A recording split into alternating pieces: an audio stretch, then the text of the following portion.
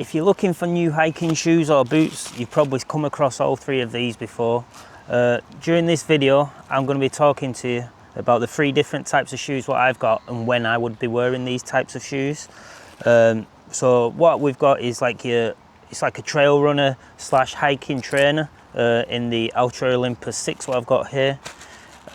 So this is a middle of the ground kind of like bouldering shoe, hiking shoe. It is classed as a hiking shoe, to be fair, in your LA Sportiva TX5s. These are the 2025 version, but they are Gore-Tex as well. And then these I've had for quite a few years, but they're still going solid. So these are the Berghaus Hillwalker II Gore-Tex version as well. I've had these for years, and they've been my go-to hiking boot during the winter months for many a year now. But yeah, I'm going to go through these, talk about some pros and cons, and like I said, when and where I would be using these shoes. So welcome back to North with Dan. If you're new here, I'm Dan, and I spend most of my weekends out in Northern Ireland exploring with me Labrador Bobby. I'm not into any marketing or anything, so none of this is sponsored. I'm just going to be talking to you a little bit about the footwear, what I'll have on my feet, whether that's me out in the Mournes, trekking through muddy forests, or if I'm out on the rocky terrain on the coast.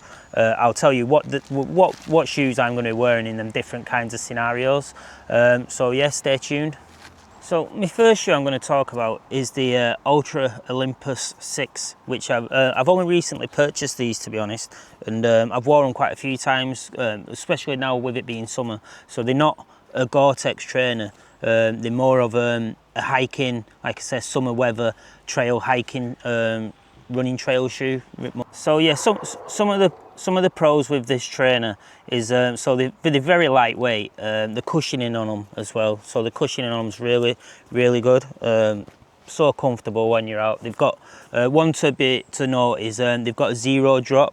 So that's one of the reasons. So I've read quite a few things online about how zero drop shoes are meant to be really good for you and help build strength in your Achilles. So that's something I wanted to have a try of, and the wide toe box as well. So they're an open foot trainer basically.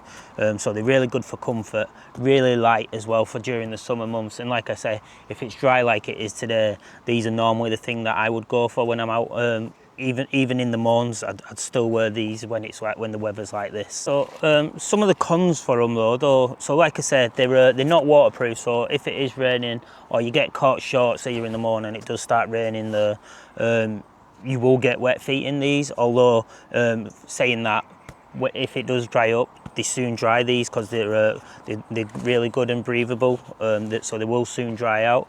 Like I said, another couple of things, so can be seen as both a pro and a con, is the zero drop. So as I've mentioned, the zero drop can take some getting used to with these.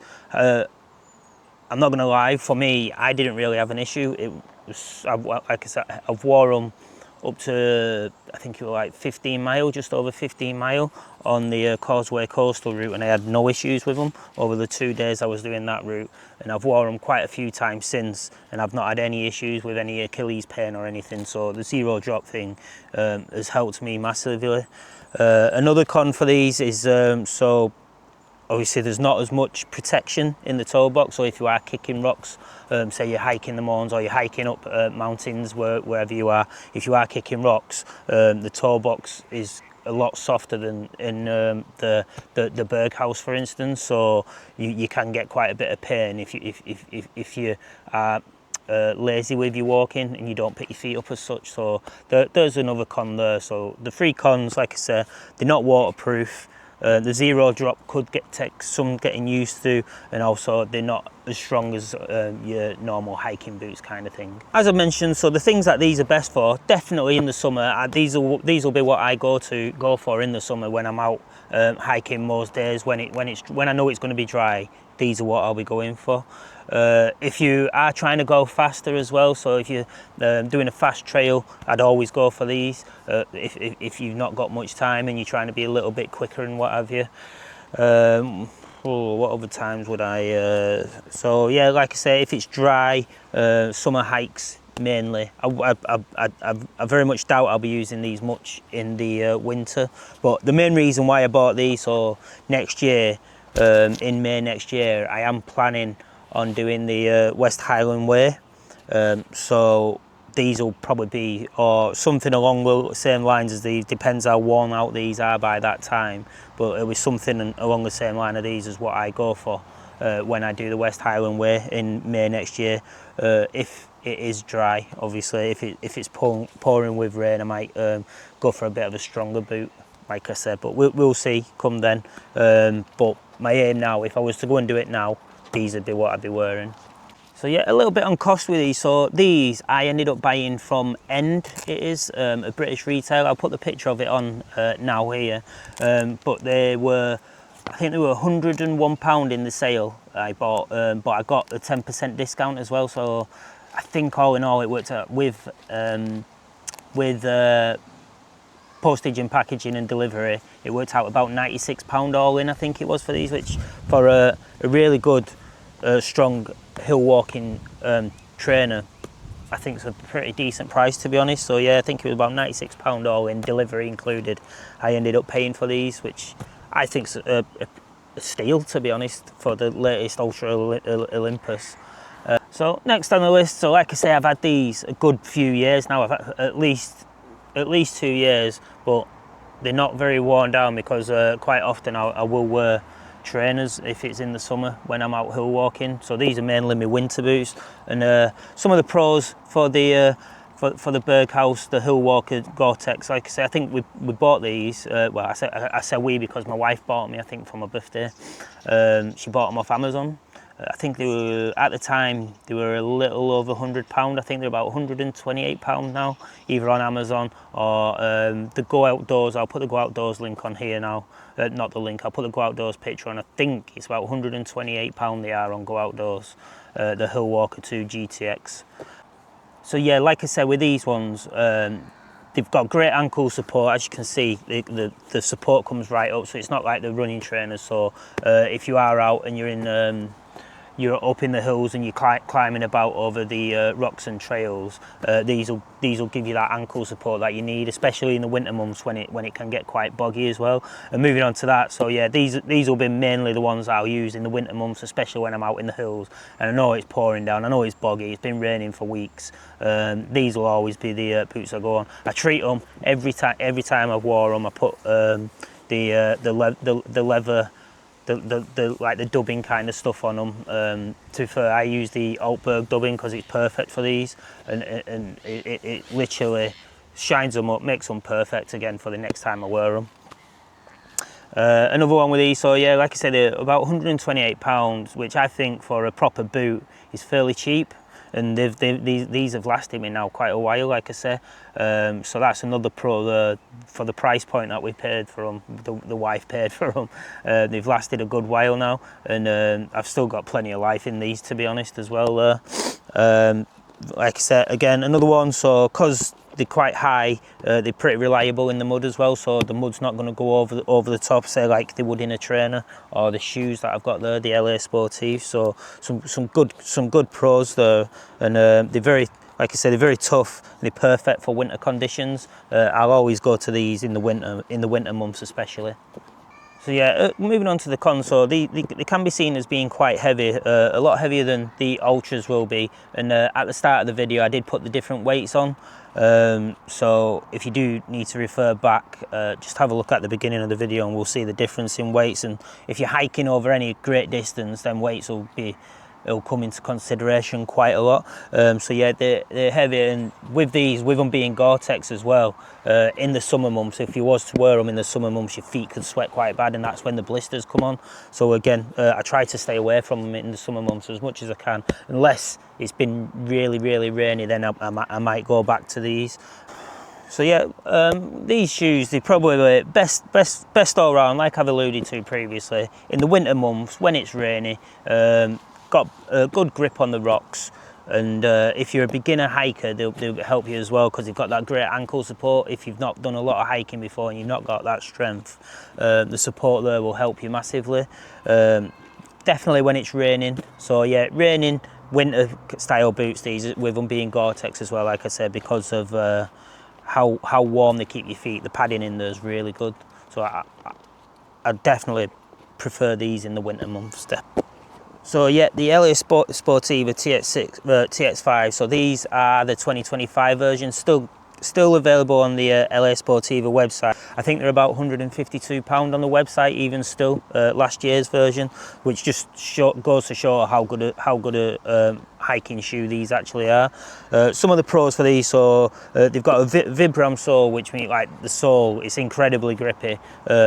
I love these out in the Mournes on the rocks. The grip on the rocks is unbelievable.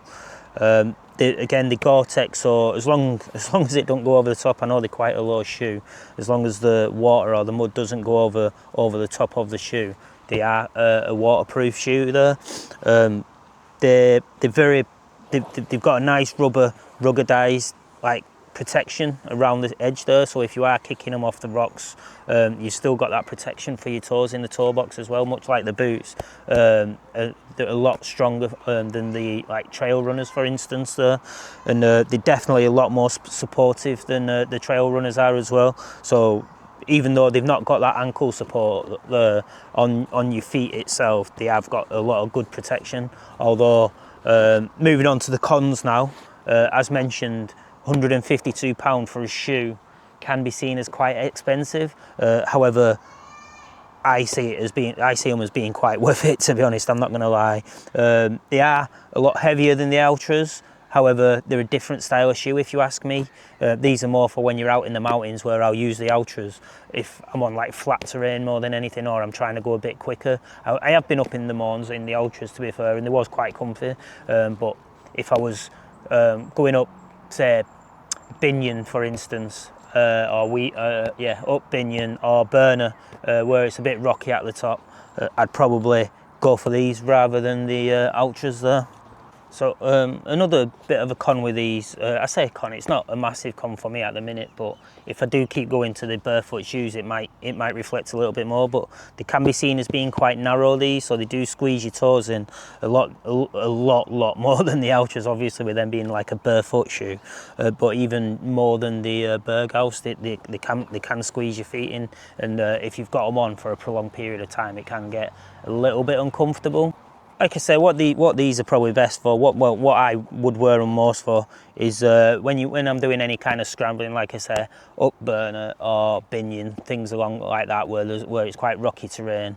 Like I said, the more mountains, probably more than likely autumn, springtime in the Mournes, where it's a little bit drier. It's not as boggy where I'd wear the Berghaus, but you still need them robust shoes where you're on that wet terrain a little bit, and you need that extra bit of grip.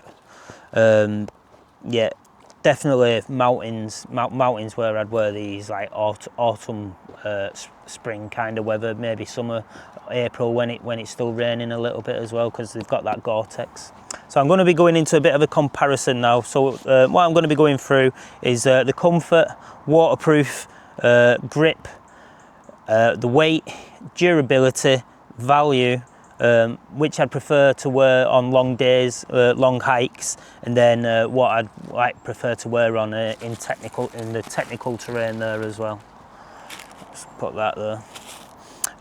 So yeah, so comfort wise, obviously, I think we know which is going to win that one, hands down, the Altras, because they're basically a trainer. They've got that wide toe box, very comfortable. They are these as well, so they're going to win the comfort. Waterproof, you probably know as well, we've got two Gore-Tex shoes, so these two will both win the waterproofness. Although in winter, I would lean towards these, because they're a lot higher up than the LA Sportivas.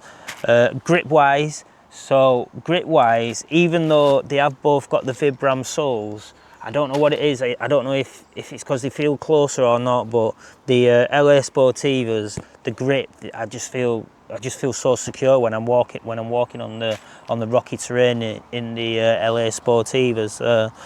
Weight wise speaks for itself. It's going to be the trainers, as you've seen at the start of the video there. Durability again, so these the TX5 is definitely the most durable, and these will last me years. They're even longer than these, to be fair. I can guarantee these will last me a lot longer. Value for money, so because these won't last me long, I reckon I'll probably get 6 months if I use these as much as I have been doing. These are quite an expensive shoe, to say they're only a shoe as well. The Berghaus, value for money wise, easily gives you the most value for money at that price point, what I mentioned before, that £128. These are definitely the best value for money. Like I say, I'll probably get 6 to 8 months out of the Ultras, so £96. I know they're less money, they're not waterproof, they wear a lot quicker. These, a bit more expensive, will last me longer, to be fair, but they're just a bit expensive for a shoe, to be honest, for a hiking shoe. So yeah, I'll go with the Berghaus for value for money.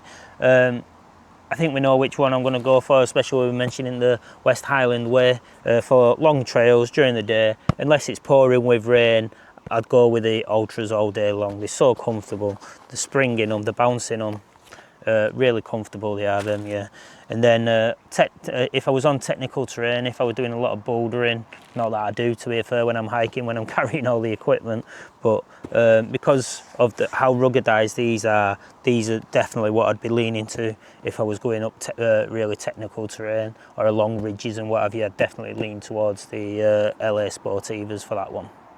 So final comparison then. So I think you probably know where I'm leaning with this one. I can't really pick one shoe to be an overall winner. As mentioned, if I'm nice flat terrain, or I know it's going to be an easy, nice dry day in the summer, I'm going to be picking these. If it's a little bit more technical, it's wet on the ground, it's not too wet where it's going to be really deep, muddy puddles, or it's quite, like I say, it's quite technical. I'm doing a bit of bouldering, if you will, during a day hike, or I'm in the Mournes and I'm not sure what I'm going to be doing, I'd probably go, well, I would go with these. And then winter months or forest trekking through the mud, through the bog, definitely I'm going to go with these. So I'm not going to tell you to go and buy all three. I'd like to be able to tell you there's a happy medium, but I've bought all three and there's a reason why I've bought all three there. I know I've not really helped you there with picking a hiking shoe. What I probably have helped with, and what's happened to me, I've helped you spend a lot more money, because I don't think I could go without all three of these, to be honest. So yeah, I apologise to your wives. No, like I said, I think I need all three styles of these shoes, because I will wear them on different occasions and they will all get the use during my walks. So what I will say, if you have got any experience with these shoes, or you think there's something that would trump all three and you could use instead of all three of these, please do let me know. It'll help my bank balance and it may help some of your bank balances as well. If we have got a really good all-rounder that where I don't need to be storing these in the shoe rack for a lot of the year and just going for one of them. As we always say, if you are liking what you see, please do give the video a thumbs up and subscribe if you can. It does help massively with the channel. And as I just said there, if you have got a trainer that will trump all three of these and knock them out of the water, or a shoe where I won't need to purchase all three, the different variants, then please do let me know. It'll help me and it'll help the wife, because she'll have a little bit more space in the shoe rack there. Hopefully I'll be out soon with Bobby and I can see you out there on the trails. So let's get outside.